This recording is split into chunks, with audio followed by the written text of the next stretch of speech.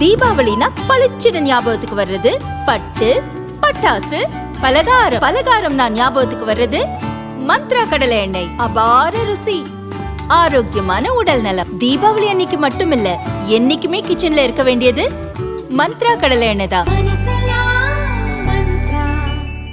உட்கட்சி பிரச்சனைகளுக்கு உடனடியாக தீர்வு காணவும் அது தொடர்பான அறிக்கையை அறிவாலயத்தில் ஒப்படைக்கவும் 8 மண்டல பொறுப்பாளர்களுக்கு முதல்வர் ஸ்டாலின் உத்தரவிட்டுள்ள தகவல் வெளியாகியுள்ளது. திமுகவில் 76 மாவட்ட செயலர்கள் உள்ளனர். இவர்களை தவிர ஒவ்வொரு மாவட்டத்துக்கும் பொறுப்பு அமைச்சர்களும் 234 தொகுதிகளுக்கு பொறுப்பாளர்களும் நியமிக்கப்பட்டுள்ளனர். மேலும் தமிழகத்தை 8 மண்டலங்களாக பிரித்து மண்டல பொறுப்பாளர்களும் நியமிக்கப்பட்டுள்ளனர்.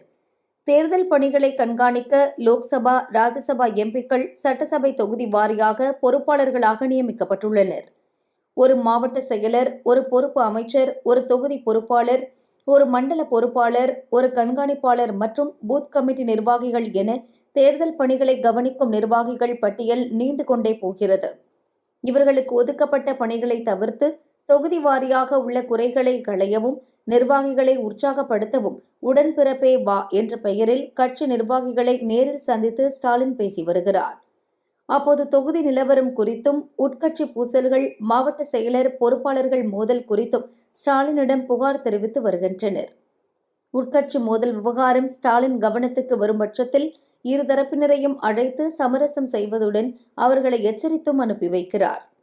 மாவட்ட செயலர்களுக்கும் பொறுப்பு அமைச்சர்களுக்கும் சில மண்டலங்களில் ஆங்காங்கே மோதல்கள் வெடித்துள்ள தகவல்கள் அறிவாலயத்துக்கு வந்த வண்ணம் உள்ளன. இதையடுத்து ஸ்டாலின் கட்சியினருக்கு சில உத்தரவுகளை பிறப்பித்துள்ளார். அதாவது, ஒன்றிய, நகர, பேரூர், கிளை அளவிலான கோஷ்டி பூசல் பிரச்சினையை மாவட்ட செயலரும் பொறுப்பாளரும் தீர்த்து வைக்க வேண்டும். அவர்களால் முடியாத பட்சத்தில் மண்டல பொறுப்பாளர்களின் கவனத்திற்கு கொண்டு செல்ல வேண்டும். மண்டல பொறுப்பாளர்களால் தீர்வு காண முடியாத பிரச்சினைகளைத்தான் மாநில தலைமைக்கு எடுத்து வர வேண்டும். எனவே 8 மண்டலங்களின் பொறுப்பாளர்களும் தங்களுக்கு ஒதுக்கப்பட்ட மாவட்டங்களில் உள்ள குறைகளையும் புகார் தொடர்பான பிரச்சினைகளையும் தொடர்ந்து கண்காணித்து அதற்கு தீர்வு காண வேண்டும். அந்த விவரத்தை அறிக்கையாக அறிவாலயத்தில் ஒப்படைக்க வேண்டும் என ஸ்டாலின் உத்தரவிட்டுள்ளதாக கூறப்படுகிறது.